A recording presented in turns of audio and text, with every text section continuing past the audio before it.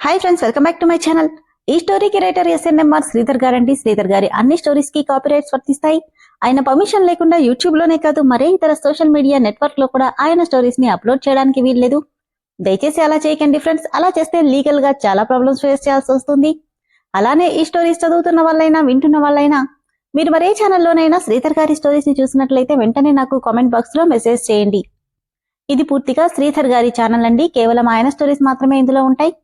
కానీ కొంతమంది పేర్లు మార్చి వేరే ఛానల్స్ లో ఆయన స్టోరీస్ ని అప్లోడ్ చేస్తున్నారు. మీరు అలా చూసినట్లయితే నాకు మెసేజ్ చేయండి.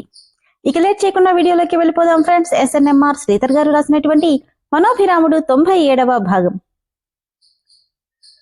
పొద్దున్నే నిద్ర లేచిన మనుకి బాల్కనీ డోర్ తెరిచే ఉండటం చూసి ఇదేంటి, అభి ఎప్పుడు క్లోజ్ చేస్తాడు కదా అనుకుంటూ బయటికి రాగానే ఉయ్యాల్లో తల వెనక్కి పెట్టుకుని నిద్రపోతున్న అభిని చూడగానే అభి అంటూ వచ్చి చెంప మీద చేయి పెట్టింది. చల్లగా తగిలింది అభి శరీరం. తన వెచ్చటి చేతి స్పర్శకి నెమ్మదిగా కళ్ళు తెరిచాడు అభిరామ్. కంగారుగా, అభి ఏంటిది, ఇక్కడ పడుకున్నావేంటి? ఏం లేదు మను, నైట్ సరిగా నిద్ర పట్టలేదు, అందుకే ఇలా వచ్చి పడుకున్నాను. రాత్రంతా ఇక్కడే ఉన్నావా? హా. తన చీర కొంగుతో తుడుస్తూ, చూడు ఒళ్ళంతా చల్లగా అయిపోయింది, జలుబు చేస్తుందో ఏంటో. ఈ కాస్త చల్లదనం నన్నేం చేస్తుంది మను, చాలే ఆపు, ఈ సీజన్లో జలుబు చేస్తే అంత తొందరగా తగ్గదు. ఏయ్, మరీ నన్ను చిన్నపిల్లలా ట్రీట్ చేయకు అని లేచి నవ్వుతూ జిమ్కి వెళ్ళిపోతే తన వెనకే ఫ్రెష్ అవడానికి వెళ్ళింది మను. గుడ్ మార్నింగ్ అక్క. Good morning Yashu. ఏం చేస్తున్నావక్క? అందరికీ కాఫీ ప్రిపేర్ చేస్తున్నా. పనివాళ్ళున్నారుగా, నేను ఈ ఇంట్లో చేసే పని ఏదో ఒకటి, ఇది కూడా చేయకపోతే బోర్ కొడుతుంది. మరి బావగారికి గ్రీన్ టీ ఏది? మీ బావ బ్రేక్ఫాస్ట్ అయ్యాక టీ తాగుతాడు, ప్రస్తుతానికైతే జ్యూస్ అంటూ ఫ్రూట్స్ చూపిస్తుంటే, సరే అయితే అందరికీ కాఫీ నేను ఇచ్చొస్తాను. ఎందుకే, గౌరీ వెళ్తుందిలే, నాకు కూడా బోర్ కొడుతుందక్కా. సరే వెళ్ళు. అందరికీ కాఫీలిచ్చి నెమ్మదిగా రామ్ డోర్ ఓపెన్ చేయబోతూ, అవును చిన్న బావ ఇంతకీ ఇంత పొద్దున్నే లేచి ఉంటాడా అనుకొని అంతలోనే, లేవకపోతే నేను లేపుతాను కదా అనుకుని నెమ్మదిగా డోర్ ఓపెన్ చేసి లోపలికి అడుగుపెట్టిన యశుకి రామ్ ఇంకా డీప్ స్లీప్లో ఉండడం చూసి, అరే నా రాకుమారుడికి పంక్చువాలిటీ లేదేంటి, ఇంత మొద్దు నిద్రపోతున్నాడు అనుకుంటూ వెళ్లి కప్ పక్కన పెట్టి, బావా బావా అని పిలిచినా పలక్కపోవడంతో నెమ్మదిగా భుజం దగ్గర గిల్లింది. చీమ కుట్టినట్టు అనిపించి మరోవైపుకు తిరిగి పడుకున్నాడు తప్ప లేవలేదు. సారీ బావా, నీకు డిసిప్లిన్ ఇప్పటి నుండే అలవాటు చేసుకోవాలి. ఎంతైనా నేనేగా నీ కాబోయే భార్యని అంటూనే చేతిని బాగా రబ్ చేసి హిప్ మీద గట్టిగా చరచగానే ఆ అని గట్టిగా అరుస్తూ ఒక్కడుకు పైకి లేచి మరీ లేచి కూర్చొని ఎదురుగా ఉన్న యశుని చూసి, నువ్విక్కడేం చేస్తున్నావు? ఇన్నోసెంట్గా ఫేస్ పెట్టి, నీకోసం కాఫీ తెచ్చాను బావా, నువ్వెంతకీ లేవకపోయేసరికి చిన్న జర్కిచ్చాను. కోపంగా లేచి నిలబడి, ఏయ్ అసలు నిన్నెవరు నా రూమ్కి రమ్మన్నారు? అందరికీ కాఫీ ఇస్తాం కదా అని తెచ్చింది అనివి పెట్టి వెళ్ళిపోకుండా ఇలా కొట్టడమేంటి? ఏ బావా, దెబ్బ గట్టిగా తగిలిందా? చిరాకు ప్లస్ కోపం కలగలిపి, అసలు నీకు బుద్ధుందా? పరాయి మగాడి రూంలోకి సిగ్గు లేకుండా వచ్చేస్తావా? హలో సార్, కాస్త తగ్గండి, మీరేం పరాయి వాళ్ళు కాదు. మెలికలు తిరుగుతూ, స్వయానా నాకు చిన్న బావగారు, నీ దగ్గర నాకు హక్కుంది, అందుకే వచ్చాను అని నువ్వనుకుంటే సరిపోదు, ముందు బయటికి పో అని చెయ్యి పట్టుకుని లాక్కెళ్ళినట్టే తీసుకెళ్లి బయటికి గెంటేయడానికి డోర్ ఓపెన్ చేయగానే ఎదురుగా నిలబడి ఉన్నారు అరుంధతమ్మ, గాయత్రి, మనులు. రామ్, ఏం జరుగుతుంది ఇక్కడ అని గాయత్రి సీరియస్గా అడిగితే టక్కున యశు చెయ్యొదిలేసి, ఏం లేదు మామ్. ఏం లేకపోవడమేంట్రా మనవడా, ఎవరో కొట్టినట్టు అంతలా అరిచావేంటి అని అడిగింది అరుంధతమ్మ.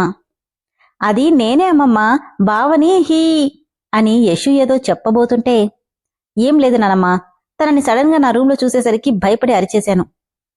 అదేంటి బావా, నువ్వు నన్ను గట్టిగా, నువ్వు కాసేపు ఆపు అంటే మమ్మీ అందుకే అరిచాను అని కోపంగా యశుని చూస్తూ చెప్తుంటే, ఓ అలాగా, మేమింకా ఏమైందోనని పరిగెత్తుకుంటూ వచ్చాం.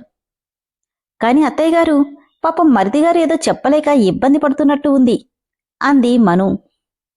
అవునక్క, అసలేం జరిగిందంటే అని యశు చెప్పబోతుంటే మనుని కోపంగా చూస్తూ, మమ్మీ, నాకు నిద్ర డిస్టర్బ్ అయితే నచ్చదని నీకు తెలుసు కదా, ఈ అమ్మాయిని ఎందుకు పంపించారు? సారీ మరిది గారు, మీకు నిద్ర లేవకపోతే కోపం వస్తుందని నాకు తెలీదు. అందరికీ ఇచ్చినట్టే మీకు ఇమ్మని సారీ మరిది గారు అని ఫీల్ అయినట్టు చెప్తుంటే, అరే మను, నువ్వు వాడికి సారీ చెప్పడమేంటమ్మా అంది గాయత్రి. అయితే నేను చెప్తాలేండి అత్తయ్య గారు, పాపం నేనే చిన్నబావగారిని నిద్ర లేపేశాను కదా అని ఫీల్ అవుతూ చెప్తుంటే, అయ్యో అలాంటిదేమీ లేదమ్మా, మీరు వెళ్ళండి అనడంతో ఇద్దరూ వెళ్ళిపోయారు. రామ్ కూడా వస్తున్న కోపాన్ని ఆపుకుంటూ లోపలికెళ్ళిపోయాడు. బావా, బావోయ్, ఎక్కడా అని యశు అరుస్తుంటే పుషప్స్ చేస్తూ, ఆ యశు ఇక్కడ.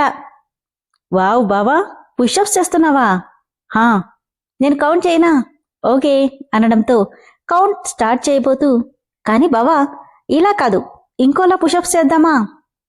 ఇంకోలానా? ఎలా? ఎలా అంటే అని ఏదో చెప్పగానే సరేనన్నాడు. అభి కోసం జ్యూస్ తీసుకొచ్చిన మను, అభి తొందరగా లేట్ అవుతుంది అని వచ్చి అలానే వాళ్ళిద్దరినీ చూస్తుండిపోయింది. అభి పుషప్ చేస్తుంటే యశు తన మీదకెక్కి 81, 82 అని కౌంట్ చేస్తుంటే తన వెయిట్ని బేర్ చేస్తూ ఫాస్ట్గా పుషప్స్ చేస్తున్నాడు అభిరామ్. 100! వావ్ బావా, 100 కంప్లీట్. మళ్ళీ కౌంట్ చేయి, నో ప్రాబ్లం. నిజంగానా బావా?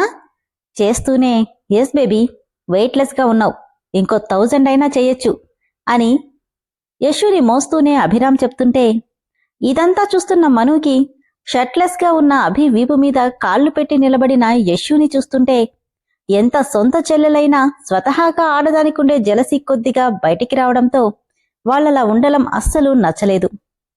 నిజంగానా బావా, నేనంత వెయిట్లెస్గా ఉన్నానా? అదేగా మరదలా చెప్తున్నాను. అంటే అక్క కంటే నేను వెయిట్లెస్గా ఉన్నానా?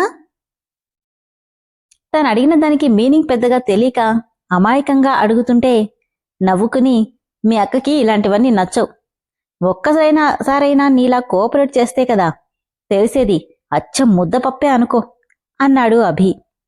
దాంతో పక్కున నవ్వేసింది యశు. మను కోపంగా, ఇక ఆపుతారా?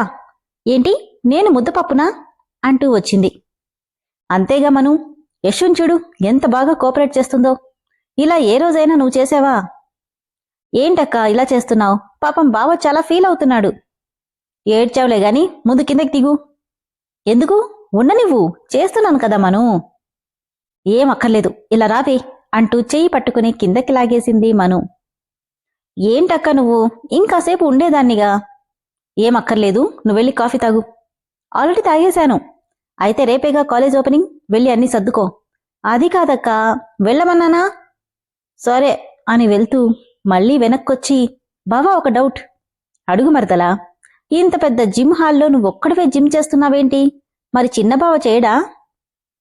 ఇంతకుముందు ఇద్దరం కలిసే చేసేవాళ్ళం, కానీ లండన్ నుంచి వచ్చాక ఏమైందో రావట్లేదు. రాకపోతే అలా వదిలేస్తారా బావా? హెల్త్ ఈజ్ వెల్త్ కదా. నిజమే, వాడు రాందానికి నన్నేం చేయమంటావు చెప్పు. యూ డోంట్ వరీ, రేపటి నుండి నేను లాక్కొస్తా అంటే మను అసహనంగా, ఏమక్కర్లేదు, ఎవరి హెల్త్ వాళ్ళు చూసుకోగలరు, నువ్వెళ్ళి నీ పని చూసుకోవే అని కసరడంతో, ఏంటక్కా నువ్వు, వెళ్ళమన్నానా అని కోపంగా అంటుంటే, అబ్బా వెళ్తున్నాలే, కోపడుకు అని అలకగా వెళ్ళిపోయింది యశు. టవల్తో తుడుచుకుంటూ, ఏయ్ ఏమైంది నీకు, అలా అరుస్తున్నావు అని అడిగాడు అభిరామ్. అరవడం కాదు, కరవాలనుంది. అబ్బో ఎందుకో.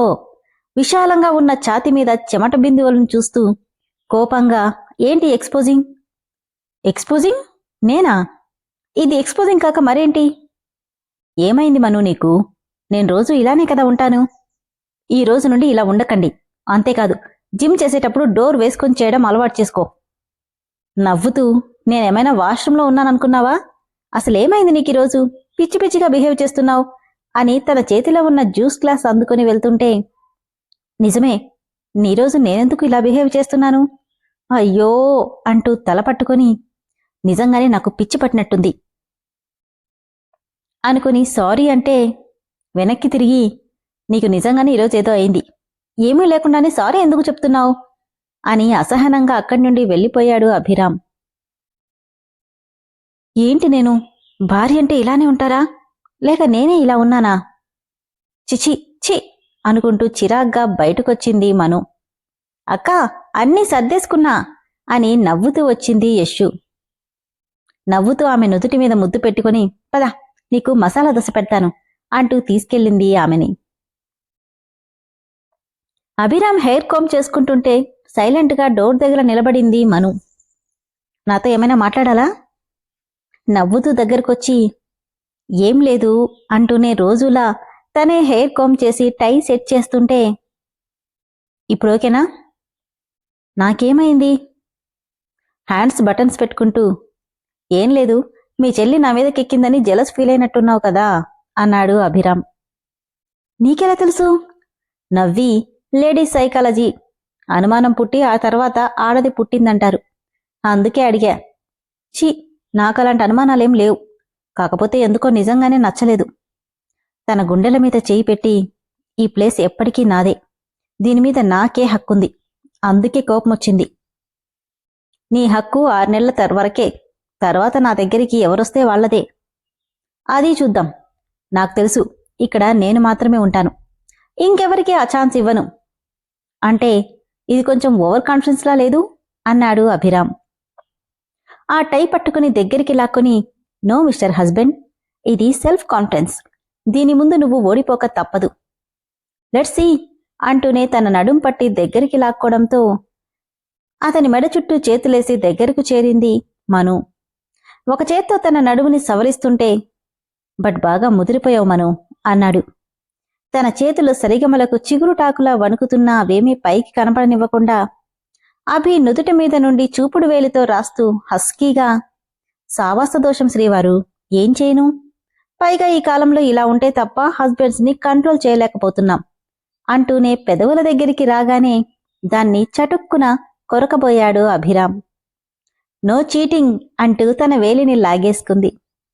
Let's see who is winner and who is loser అని అభిరామ్ అంటే, చూద్దాం అంటూనే తమికంగా అభి నడుం చుట్టూ చేతులు బిగించబోతుంటే, ఇంతలో అక్కా త్వరగా రా అని వినపడ్డంతో తన చేతుల్ని వెనక్కి తీసేసుకుని, పద అంటూ అభిరామ్ని తీసుకెళ్ళింది మను. రామ్ తన పక్కనే కూర్చుంటాడని తన కోసమే చూస్తున్న యశుకి రామ్ కోపంగా తనని చూస్తూ వచ్చి గాయత్రి పక్కన కూర్చోవడంతో డిసప్పాయింట్గా, అబ్బా బావేంటి అక్కడ కూర్చున్నాడు, ఇప్పుడెలా అనుకుంటూ, అత్తయ్యా నాకీ చైర్ ఏదోలా ఉంది. ఏమైందమ్మా? ఏమో, దీనికి చీమలున్నట్టున్నాయి. అయ్యో అలాగా, ఈ చైర్లో కూర్చోమ్మా అంటూ రామ్ పక్కన చూపించగానే, అమ్మా అని రామ్ ఏదో చెప్పబోయాడు. అలాగే అత్తయ్యా, థ్యాంక్స్ అంటూ మెరుపు తీగలా అక్కడ మాయమై రామ్ పక్కన చేరిపోయి, బావా నేనెప్పుడు నీ పక్కనే అంటూ తనని చూసి మెలికలు తిరుగుతుంటే, ఓ గాడ్, ఈ పిల్లని చూస్తే నాకు ఇరిటేషన్ వస్తుంది. అప్పుడే మను అభి పైనుండి నవ్వుతూ మాట్లాడుతూ వస్తుండడం చూసి యశు తన ఫోన్లో ఫోటో తీసుకుంటూ, చిన్నబావా అక్కబావ చూడు ఎంత బాగున్నారో అనగానే అటు చూసి ముఖం చిరాగ్గా పెట్టుకున్నాడు. మేడ్ ఫర్ ఈచ్ అదర్లా ఉన్నారు కదా. మేడ్ ఫర్ కాదు, హెవెన్ ఫర్ ఈచ్ అదర్ అనుకుంటున్నాడు మనసులో. మనం కూడా అలానే ఉంటామనుకుంటా అని మనసులో అనుకుంటూ మెలికలు తిరుగుతుంది యశు. ఏమే యశు, ఎప్పటినుండి నీకు కాలేజ్? రేపే అమ్మమ్మా, ఈ టైంకి వెళ్ళిపోతా. నీకు ఏ కారు కావాలంటే ఆ కారు తీసుకెళ్ళమ్మా అని గాయత్రి అంటే, సరే అత్తయ్యా, థ్యాంక్ యూ అంది యశు. రామ్ వాటర్ తాగుతూ, కాలేజ్ ఏంటమ్మా అని అడిగాడు.